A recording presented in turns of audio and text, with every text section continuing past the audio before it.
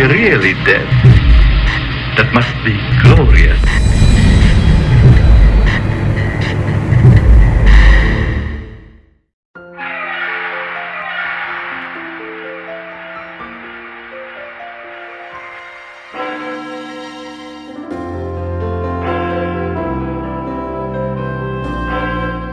In the middle 19th century, fashionable Victorian townsfolk were becoming bored with the monotonous classical style they saw around them.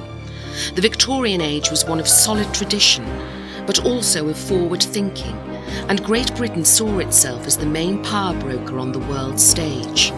And so, a new style needed to be found, but one based firmly in strength and solid convention. The Gothic style began in the 12th century. The name itself is very telling and is based on the Goths who came from Sweden in around 150 AD. They had gained a reputation as a master race, being excellent warriors and spreading far and wide.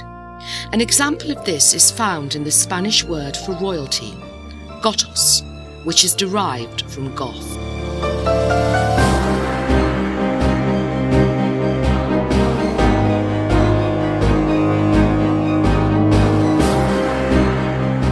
They also brought with them a peculiar Gothic Christianity, which seeped into the underculture of the masses and mixed dark pagan gods with Christian saints.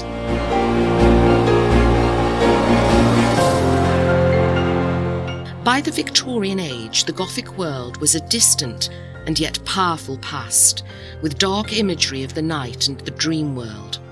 The change became known as the Gothic Revival, and was aided by such writers as Sir Walter Scott and Lord Tennyson, who wrote gripping moralistic tales that spoke of an age when chivalry and power rested with the ruling and righteous elite.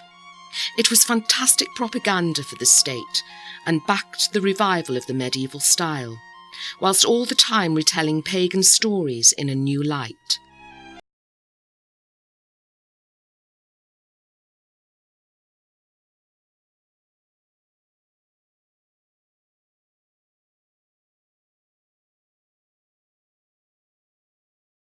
Along with this style came a reawakening in the literary guilds and art societies. Not only had the Gothic revival changed the landscape, it also pointed those men and women who had time to think towards questions about the present contemporary world. Things were changing around them. The empire was growing, but it was also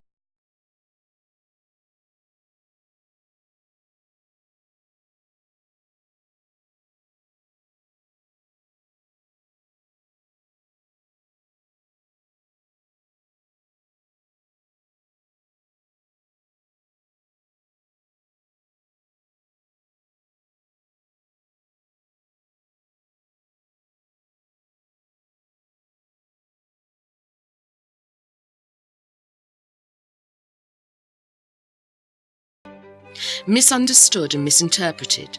These new influences often took on a dark or sinister role in the mindset of the ordinary people, and many writers utilised this element in their work. Such great authors as Sir Arthur Conan Doyle used these perceived threats within their works, and very often misinformed, but nevertheless, they revealed a racist bigotry that would not be tolerated today. From the Christian perspective, there was indeed a darker element underpinning the invasive influence from abroad. Some even took up the cause of these invaders and aided them by translating revered texts and claiming some ancient and sacred truth lay at the heart, awaiting discovery. A battle ensued in the public domain between newly formed societies on the one side, such as the Theosophists, and the established science on the other, which was still very much owned by the church and state. These influences from cultures such as the Hindu and Muslim world spread across the West, with followers and adherents being classified as occultists and demonized by the church. But the battle was not always in the open. Often artists and writers would hide their own beliefs under allegory and metaphor, as if to avoid the demonizing church and the loss of sales.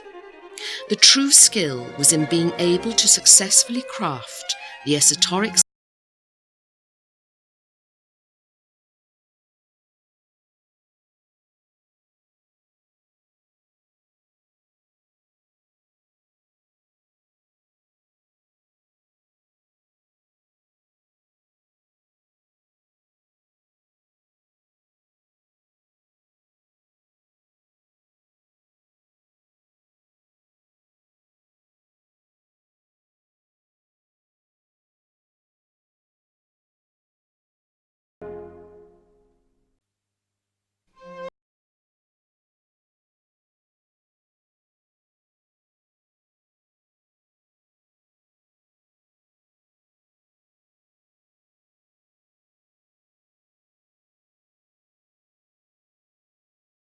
The literary groups were overrun with Freemasonry and Rosicrucian tendencies, who themselves taught ancient wisdom as passed down from non-Christian sources.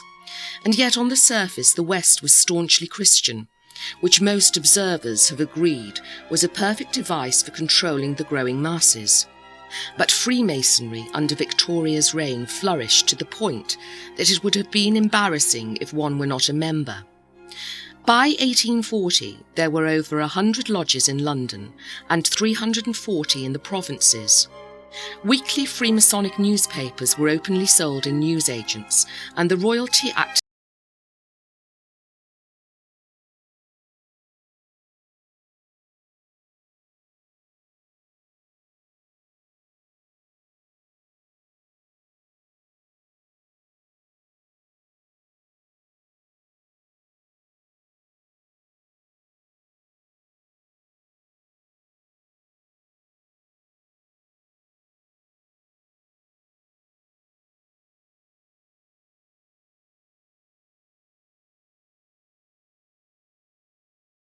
artists, industrial giants, politicians, and a whole host of others were intrigued and beguiled by the world of mystery that was opening up before them.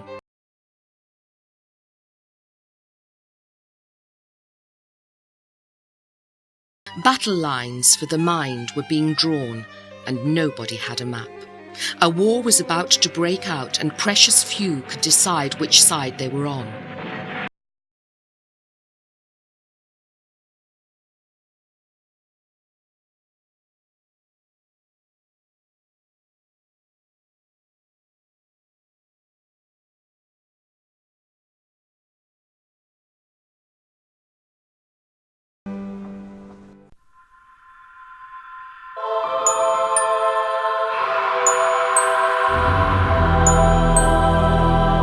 I was telling her some rather grim tales of my father's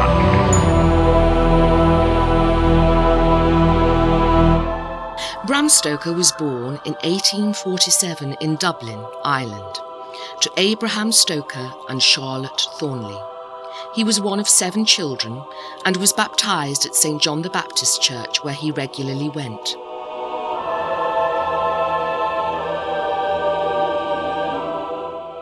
He was bedridden with a mysterious illness, making a complete and unexplained recovery at the age of 7.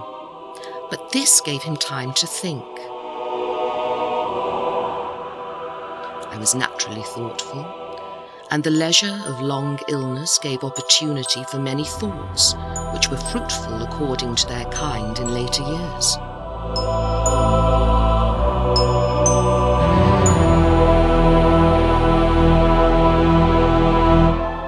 His mother told him tales of fairies and folklore, and must have mentioned the she, a kind of fairy vampire. Did these early tales sink deeply into the mind of this young boy?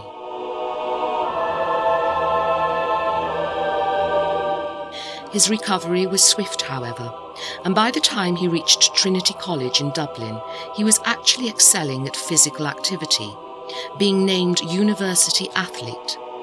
Along with this came a keen interest in history and philosophy, joining the College Historical Society as auditor and becoming president of the University Philosophical Society.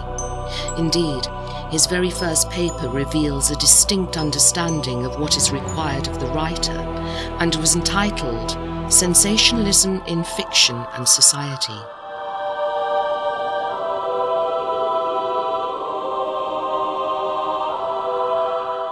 By the late 1870s, he was working as a civil servant in Dublin Castle and had written several theatre reviews, short stories and published a non-fiction work with the not very sensational title of The Duties of Clerks of Petty Sessions in Ireland.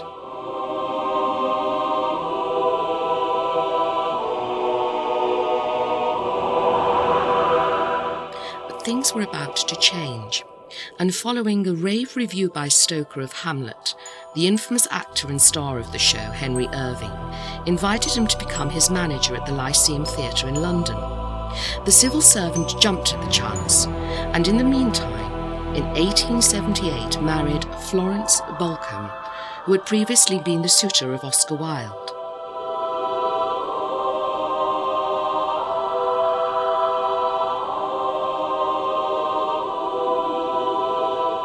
Bram Stoker was to spend the rest of his life in the epicentre of the new Victorian world, London, and with the influence of Henry Irving, he enjoyed the high society.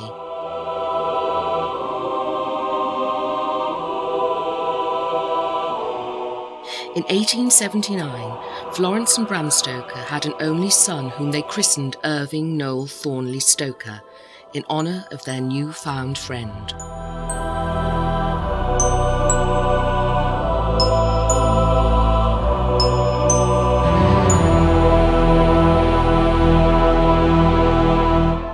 The new influences on Stoker must have been profound.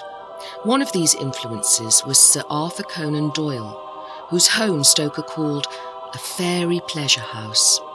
Indeed, their mutual interest in the occult, fairies, plays, and of course, Henry Irving, had drawn them together.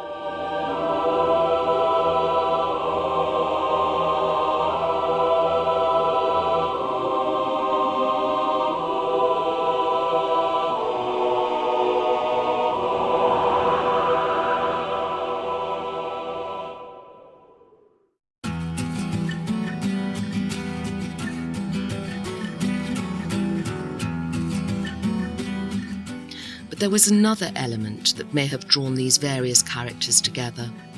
Almost all of the associations of Bram Stoker, including his own brother, were Freemasons.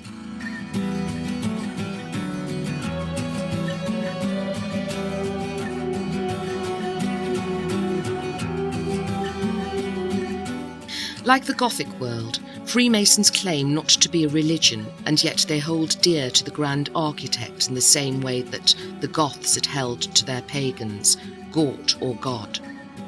They were an influence of the esoteric, for the occult, and we find that many of the writers and artists, cult leaders, and theosophists were members of the Freemasons.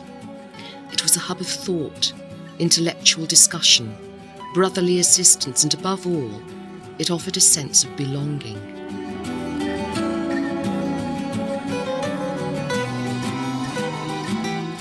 And yet the records show no mention of Bram Stoker as a Freemason. There was a lot of speculation both during Stoker's lifetime and following that he was initiated in Dublin, but the Grand Lodge of Ireland has no record of the event.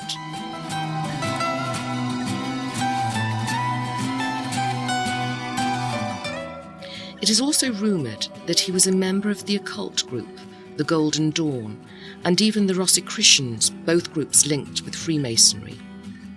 A fleeting glimmer of his understanding of Freemasonry is said to be found in Dracula, and indeed many have stated that it is a Freemasonic work.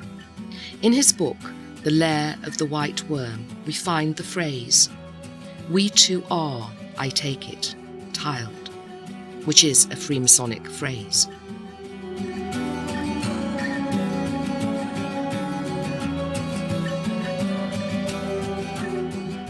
Whatever the case, whether Stoker was a Freemason or not, the truth is that he was a man living in a world of infamous men who were almost all Freemasons. The influences upon him must have been substantial, and the pressure to join with his fraternal brothers immense. In fact, his own master, his employer, a man whom Stoker admired till the day he died, was a Freemason.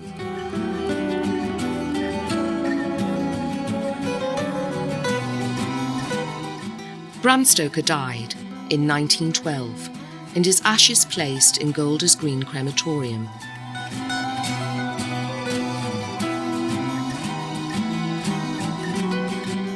In 1914, his book, Dracula's Guest, was posthumously published by his widow.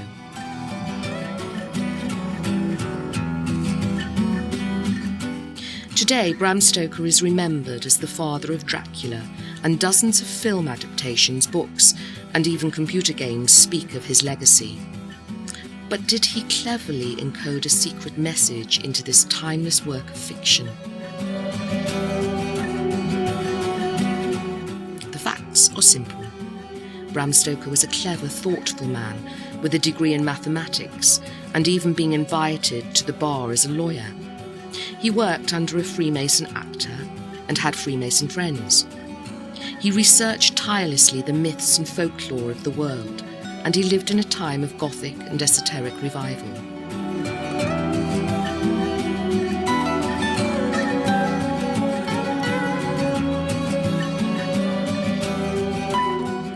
Did Bram Stoker plant elements from all these influences into his works that still hold a message for us today?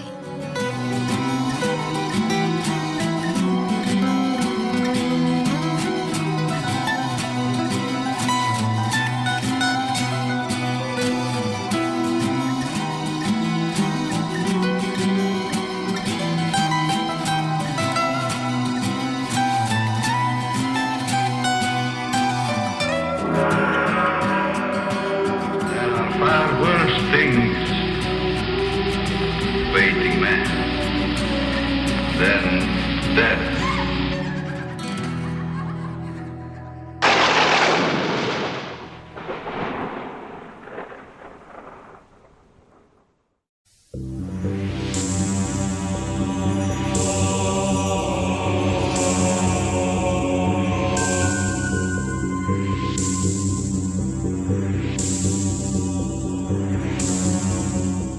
Regardless of modern popular perceptions, Bram Stoker did not invent the vampire, nor did he create Dracula. Both these and other elements within his famous novel had appeared before, but he did link them together.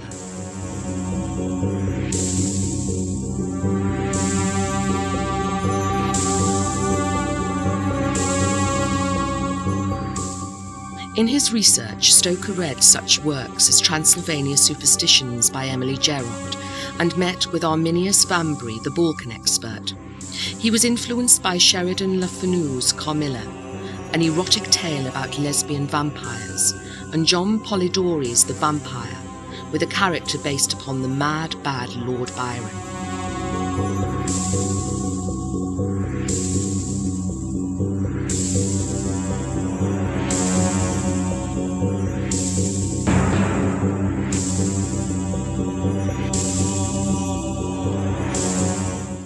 But what Stoker did was to fuse these stories together into a coherent and exciting tale that struck a chord with the masses.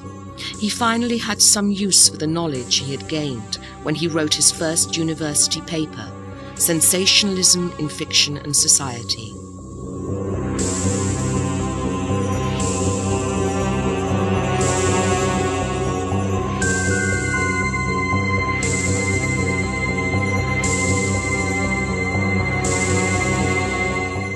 The story begins with the English solicitor, Jonathan Harker, visiting Count Dracula's castle in the Carpathian Mountains on the border of Transylvania and Moldavia.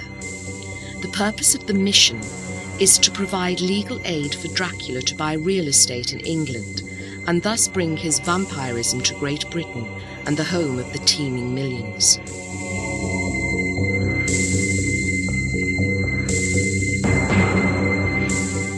But Harker quickly discovers that something is not quite right, and that he is in fact prisoner of this strangely nocturnal count. Then one night he falls under the spell of the three brides of Dracula, and is only saved at the last minute by the Count himself, who needs Harker alive for his legal transactions.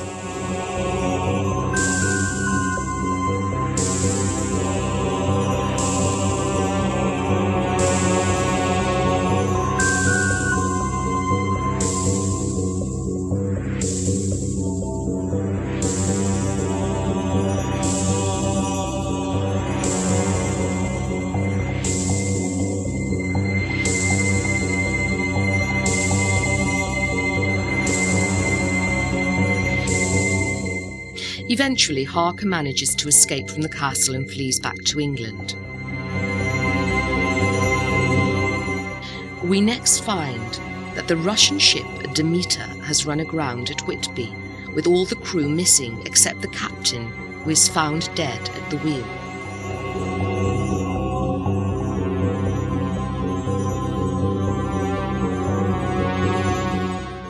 Dracula, in the form of a large dog, is said to have leaped ashore and pretty soon is menacing Harker's fiancée, Mina Murray, and her friend Lucy Westenra.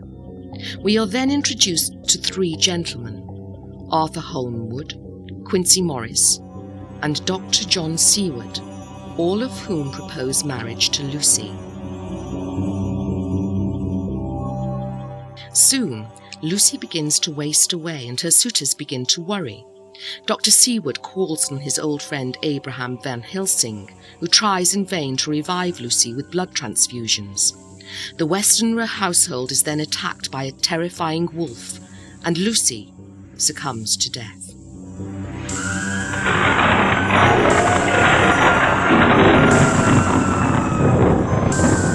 Van Helsing, a most distinguished scientist whose name we know, even in the wild of Transylvania.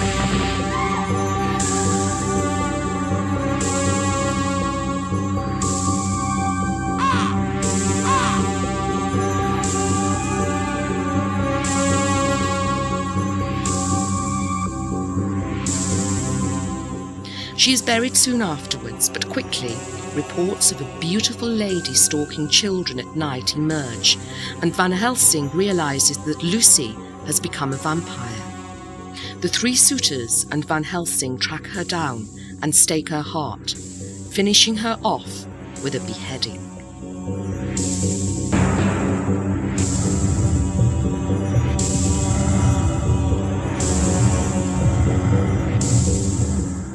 Now, Jonathan Harker and Mina join forces with the team and track Dracula down, but the Count manages to get to Mina and bites her 3 times, feeding on her blood and creating a kind of spiritual bond between them.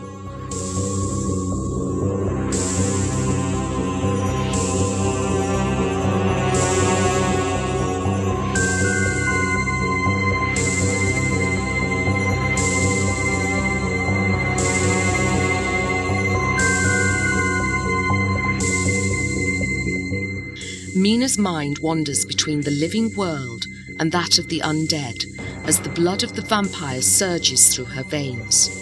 It seems the only way to overcome this cruel torment is to kill Dracula himself, who flees back to Transylvania.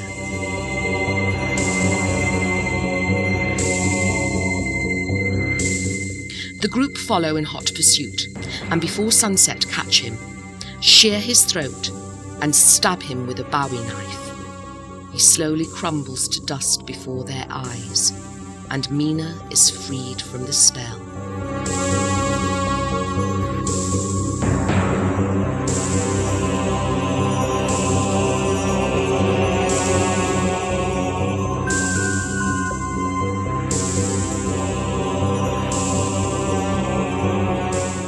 This, in short, is the tale of Dracula. The question is, are there any clues to the real message that we can uncover?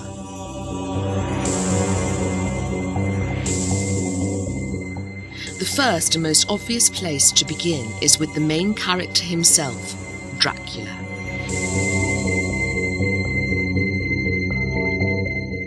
Not surprisingly, there has been a lot of debate over the origins of Bram Stoker's Dracula. One bone of contention is the origin in the infamous Vlad the Impaler.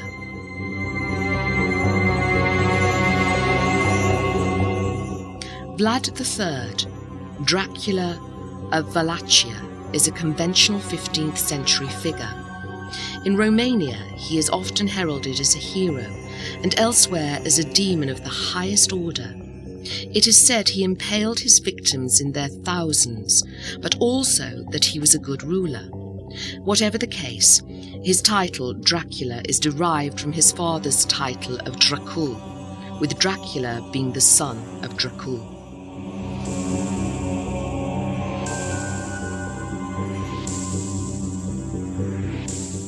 Although the title took on the meaning of demon, in fact it means dragon, being derived from the Latin Draco. And this shall become important, not least because the dragon was the winged serpent. The title, in fact, comes from Vlad II's membership of the Order of the Dragon, begun in the early 15th century by the King of Hungary and Holy Roman Emperor Sigismund. It is in fact originated in the Order of St. George from the 14th century, an inference to the dragon slaying and hence pagan slaying abilities of Christianity. Its main aim was to protect the West against the Ottoman Turks, even though at the time various people described it as a pagan rite.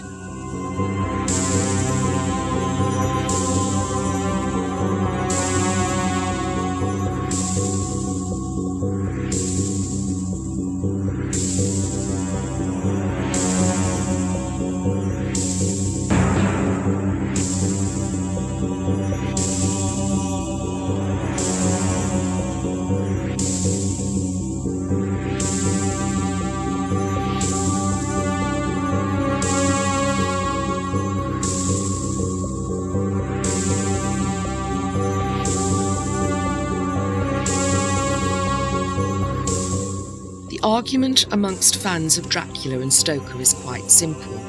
One camp believes that Vlad III was the original Dracula and that Stoker used him in particular. The other camp states that there is no evidence for this. So, let's take a look.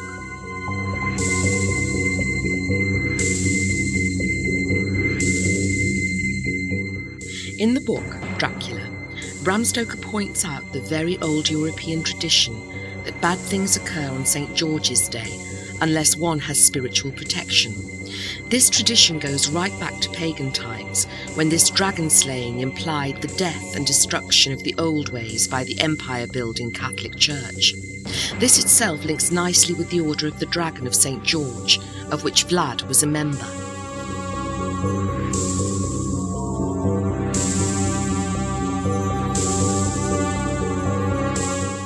In addition to this, we know that Bram Stoker befriended Araminus Vambury, the Balkans expert, and read Gerard's Transylvania Superstitions.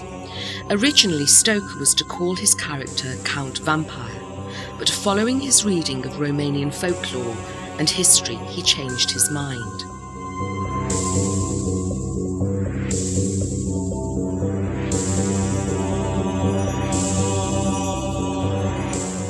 Dracula was from Zakeles, who are a distinct people from Central and Eastern Europe. They still hold to the symbol of the sun and moon, of their ancient gods, and this symbol reveals that element of being between two worlds, night and day.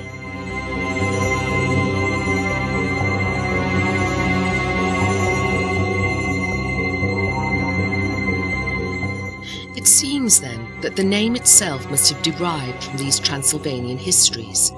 This does not mean, however, that the traits of Dracula were copied from Vlad the Impaler. In fact, the traits of Dracula lie elsewhere and are not the result of one character in particular.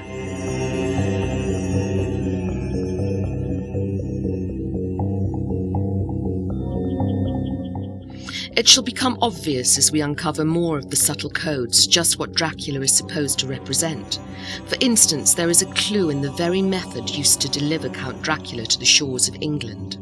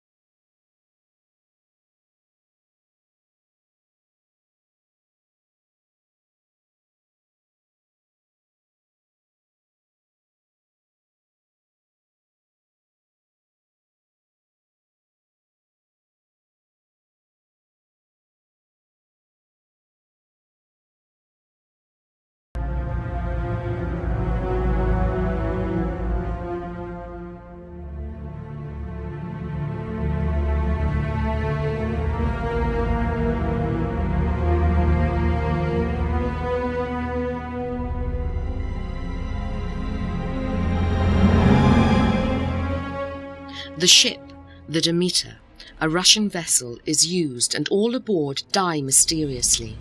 The first obvious point here is that Demeter is the Greek goddess and nourisher of youth. It is she who preserves the life and death cycle, being the giver and the taker. Here in Stoker's book, she is the bringer of Dracula, the taker of life. The implication is simple, that Stoker is telling us some sacred truth is to be revealed, for Demeter is the protector of the sacred. All those profane aboard have died, and this mothership has given birth to the Dark Lord.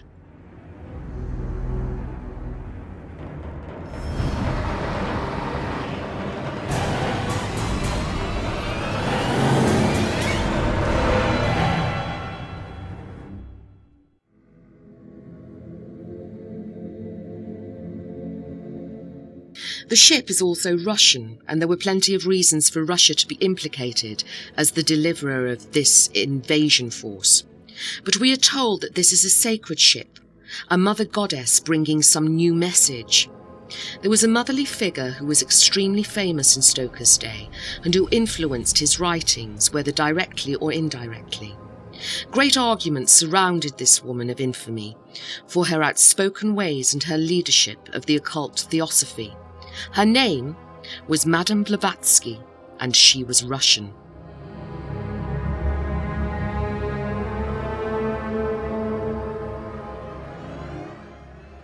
It was Blavatsky who would influence not just Stoker, but hundreds of other artists, writers, and all manner of people. Conan Doyle was one of these, and of course he was also a good friend of Bram Stoker.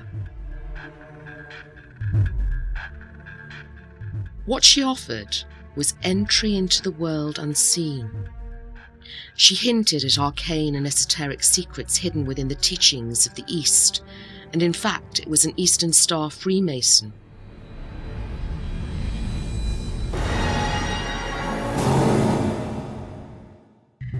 Her world was the other world, and Dracula is quite blatantly of this other world, for he cannot cast a shadow, nor be seen in a mirror. My humble apology.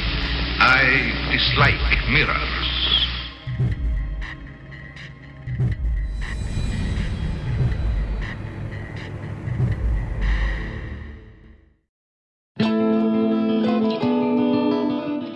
Simply put, Blavatsky and her Theosophical Society were blamed by a great many people in the Christian West for undermining these traditions, lifestyles, and power base. In fact, her rapid rise to fame and the growth of similar societies was a big worry indeed. Annie Besant, another prominent theosophist and feminist, along with Blavatsky, were blamed for the loss of India to the British Empire in later years, due to the constant undermining of the traditional stance for supposedly humane reasons.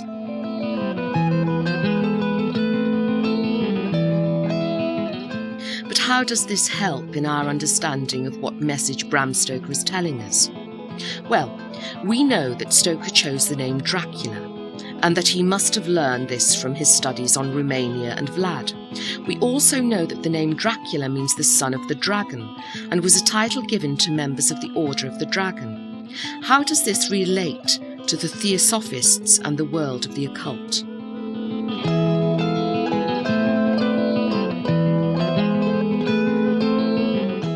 Well, we also learned earlier that the dragon was in fact the winged serpent, and the serpent had been worshipped across the world for millennia, long before Christianity stamped its authority over the serpent worshippers. The image of Archangel Michael and St. George killing the dragon, not to mention Mary crushing the serpent underfoot, and a great many more, are images of the Christian Church overcoming the power of the pagan serpent worshippers. The Druids were known as adders, and almost every culture from Egypt to India held the serpent sacred. The question is, why and what does this have to do with Dracula? The Eastern traditions highlighted by Blavatsky and many others all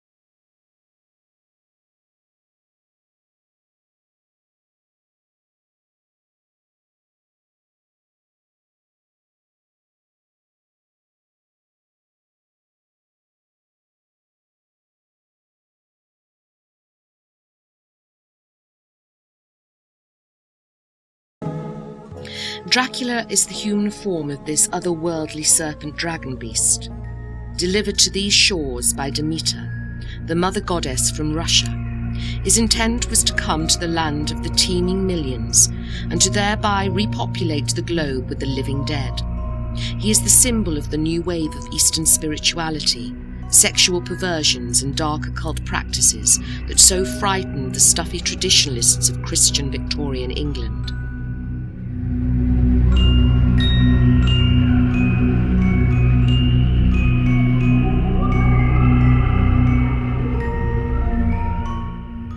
Almost everybody misinterpreted everybody else because of religion and belief.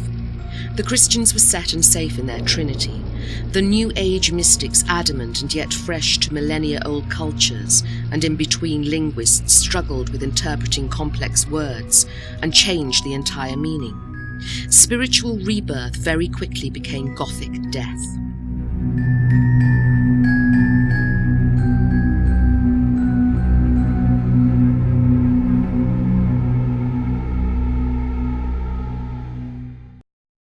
Die, to be really dead, that must be glorious.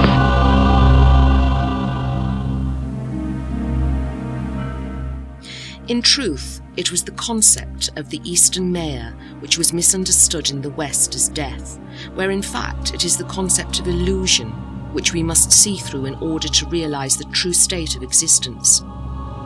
It is the true death that must be obtained, not the literal death. And this is why Dracula, the embodiment of the serpent deity, says, to die, to be really dead, that would be glorious. In the Eastern belief, he is searching for escape from the material world, and it is a sacred journey requiring sacred blood offerings. This same esoteric notion is spoken and ritualized in many occult groups and societies, not least of which is Freemasonry. Here, the initiate must die to his old self in order to be reborn within the new family. It is the ritual of control, and quite often blood itself must be drawn as a sacrifice, offering and a sign of blood brotherhood.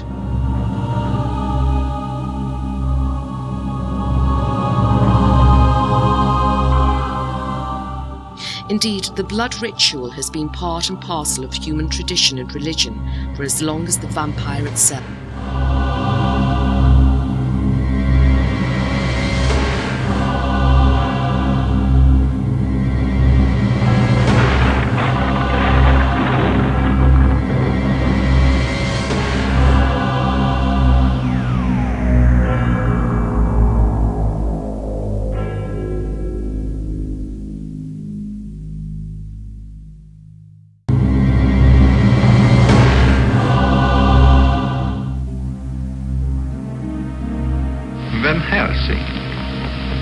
A most distinguished scientist whose name we know, even in the wild of Transylvania.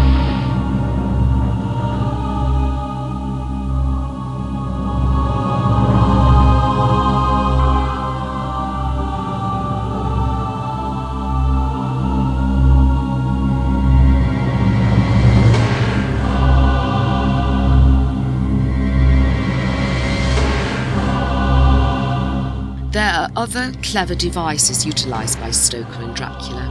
For instance, Abraham Van Helsing is the character who is brought in to save the West from this evil Eastern concept.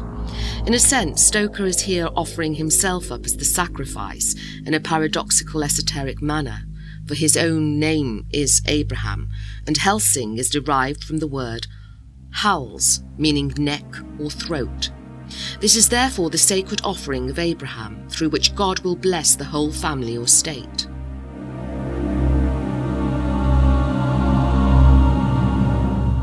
But there is something much more enlightening about Van Helsing when we look into one of the main influences of this character, the German professor Max Muller.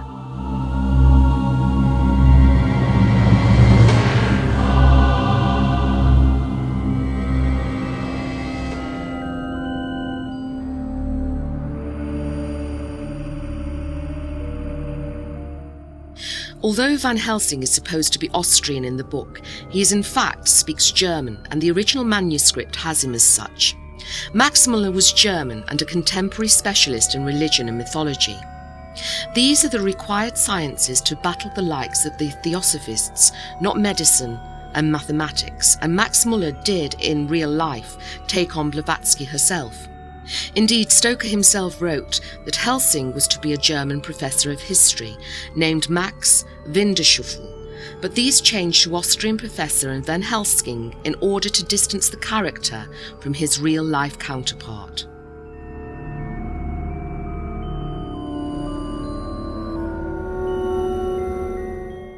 It was Max Muller who first used the word theosophy, later stolen by his arch-rivals, the Theosophists. He said that Blavatsky had done much mischief in her lack of understanding the Hindu religion and argued against her so-called secret doctrine.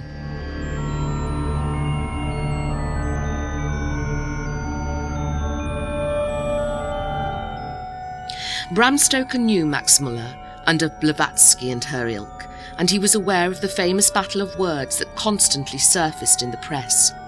It was claimed at the time that Stoker himself was a member of some magical society akin to the Theosophists or the Golden Dawn, but there is no evidence of this.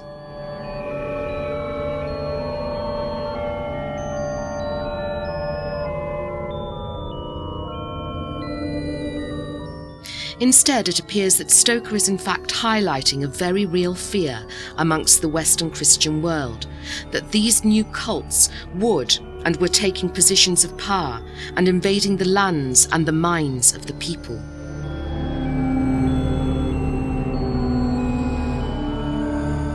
Indeed, Stoker even used code to point this out, with Dracula's first victim being Lucy Westenra. Westenra is, of course, the West, as opposed to the mythical East, and the name Lucy derives from light itself.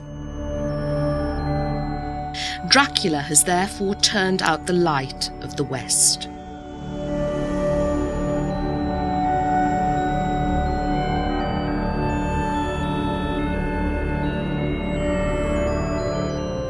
In another name we have yet more code. John Seward is the man who calls upon Van Helsing, and his name reveals his true conduct. John is a name of solidity, a true old-fashioned name, of one who can be trusted and meaning God is merciful. Seward again is strong and means guardian of the sea. John Seward is the strong British man guarding the shores against invasion.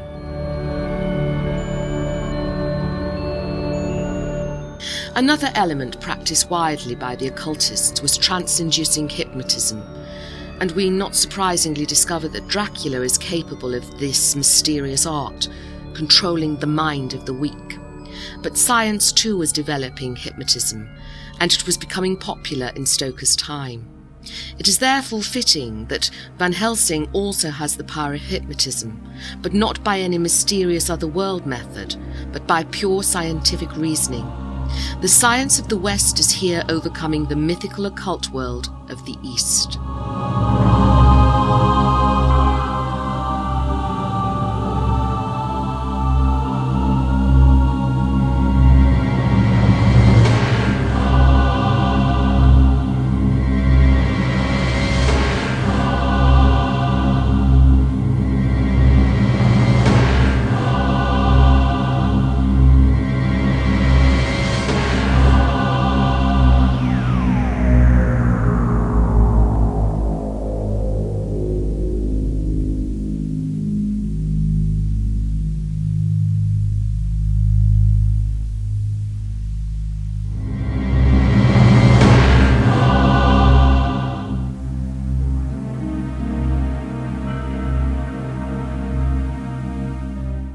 In other works by Stoker, there are similar battles between the good Christian West and the evil serpent.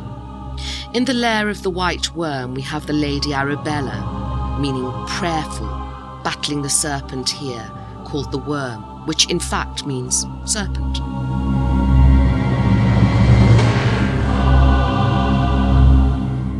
In the same book, Bram Stoker makes the point about the madness that inflicts those who stray into the world of this ancient serpent. Edgar Caswell is afflicted by the torment of madness, which is here depicted as egotism.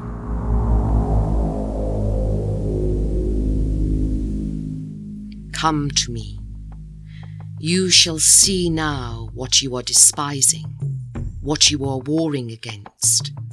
All that you see is mine, the darkness as well as the light. But a time before Pharaoh's, tale of a king and a queen.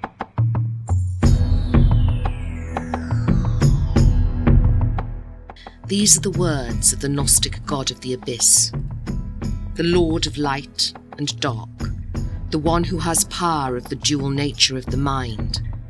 At the very touch of his hand, Stoker claims the power mounts up and up. It is the serpent energy, the sexual energy spoken of by the occultists for generations and demonized by the church.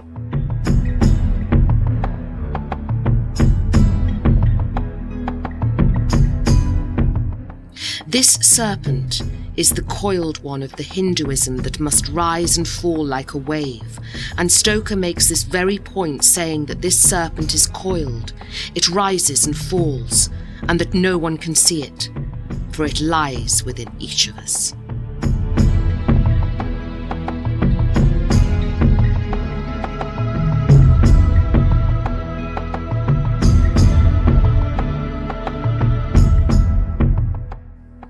It is the serpent from the Garden of Eden, although Stoker calls it the Garden of Evil, and our hero is none other than Adam. This first or prime man meets Lila, who is really Lilith, the name Lilith, whom Jewish myth states was wed with Adam. Lilith is the serpent deity herself, and she tempts. But Adam overcomes and marries Mimi, which is another form of Mary, the Mother of God.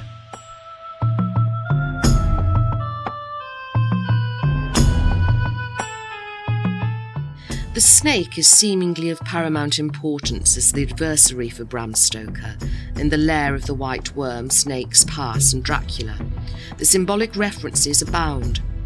In Dracula, Harker's carriage is sent out on a serpentine way, in a manner like the serpent, and even the peasant's cart has a long, snake-like vertebra.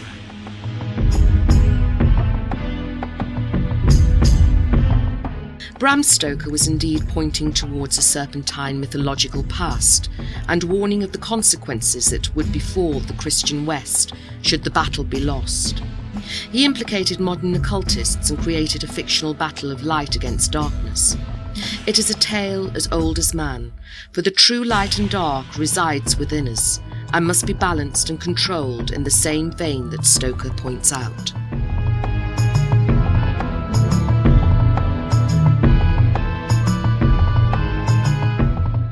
Stoker's tales are not initiatory stories like those of Jules Verne.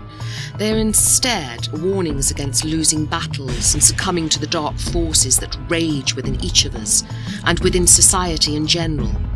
The seemingly solid traditional Christian values of Victorian England were under threat, not from some invading army, but from within the spiritual dimension.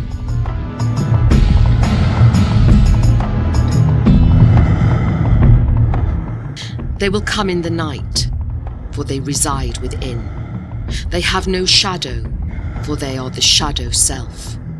Their reflection cannot be seen, for they do not reflect the light. Like black holes, they suck the very lifeblood from society. They are the serpent ones who must be crushed, impaled, beheaded. The serpent is a powerful force not to be toyed with. This is the message of Bram Stoker. Marius told his tale, but a time before His employer, Sir Henry Irving, a Freemason and moralist, was seen as an actor trying to revive a Gothic style in his productions. He produced plays which consistently fostered the sense of good and evil, right and wrong, and his lead characters would do battle with personal demons in order to achieve a higher level of consciousness. In a distinctly esoteric statement, he would often play both the role of the hero and adversary, revealing that we are all both sides of this same coin.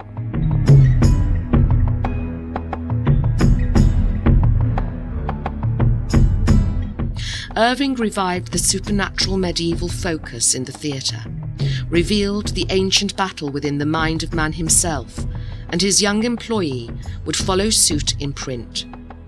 Could Stoker have been Irving's young Freemasonic apprentice? We shall never know. May I call later and inquire how you are feeling?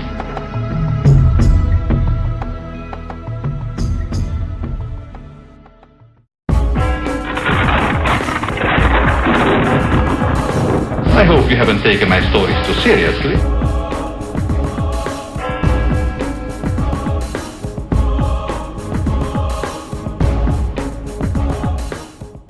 The whole tale of Dracula is quite circular.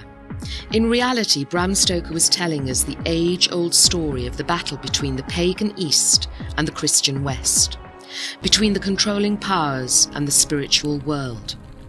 There is little difference between the world of Dracula invading the West and Order of the Dragon continuing the worship of the serpent dragon beneath the very noses of the Church.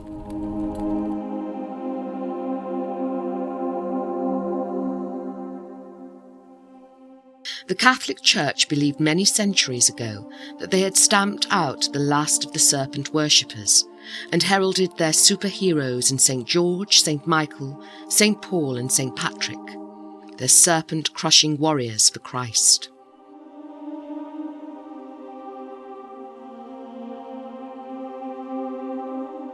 Bram Stoker revealed to us that the battle was still afoot only 100 years ago, and that the ancient concept of trans-induced states attributed often to the serpent's sexual energy was still very much alive. This time, he warned, the dark influence was coming in legally, as Harker, the hero of Dracula, is employed by the Count to make his invasion legal.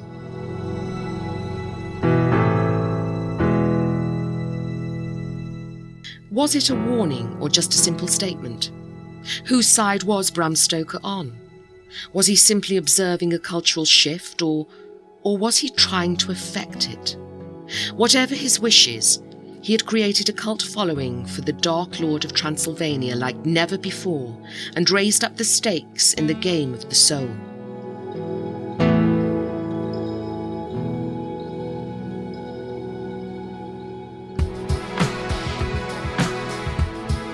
But there is a moral message that speaks today as loudly as it has ever done. In all these elements laid out before us, the most important of all is the act of our own will.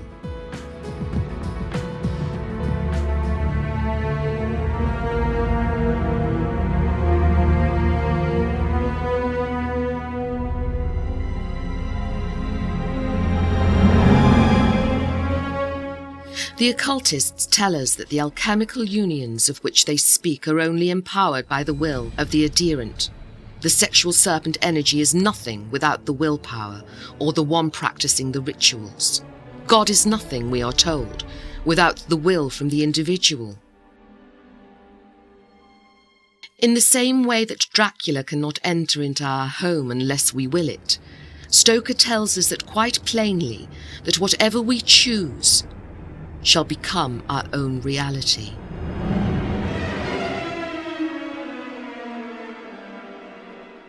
The choice in Dracula is one of the dark Gothic old ways, losing our sense of self, our life blood, and succumbing to its mystical charm, or maintaining the traditional values of the Christian West and following the path of rationalism and science.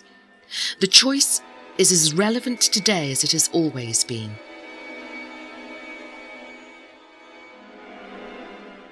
As the man they called the Antichrist, the occultist Aleister Crowley was to say in the lifetime of Bram Stoker, "Do what thou wilt shall be the whole of the law."